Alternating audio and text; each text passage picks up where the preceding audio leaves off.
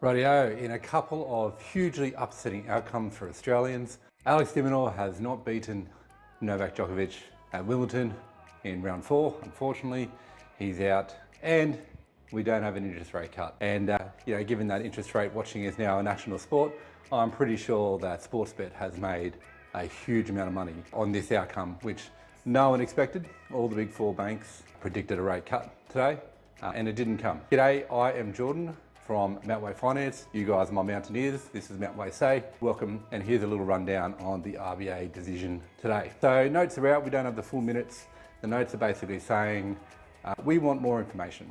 It was a split decision, 3 people voting for, 6 people voting against a rate cut today among the RBA board. And essentially the commentary which has come out is, we don't have enough data just yet, we're going to wait and see. Now, there's been a few things probably mounting into this for some time, but I think probably, I'm sort of reading in between the lines a little here.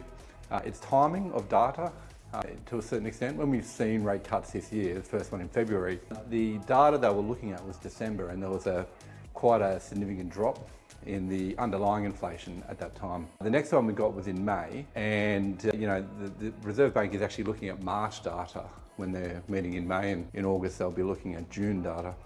Anyway, so in May, although the data they were looking at was pretty steady with what they'd seen since December, you had the Trump tariff announcements that had been made just that month earlier weighing into the decision making. Now, what I find interesting with regards to needing more information, just trying to work out where things are moving, is that whilst that inflation number was steady locally, the threat of a tariff-based trade war, which is what it looked like, was very highly dramatised at the time, was weighing in on the board's thought process, and they were considering inflationary pressures, right?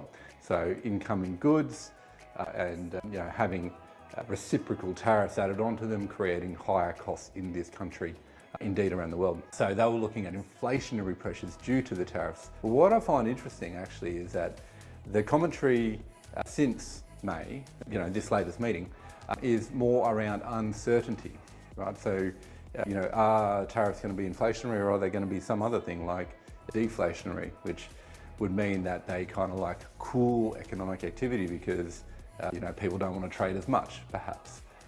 No one really knows, because I guess this kind of scale of economic policy, hasn't really been put out there before. Sometimes countries have had trade wars one-on-one, and often with numbers that are less severe than sort of like 30% plus, 130% plus if you're dealing with America and China directly.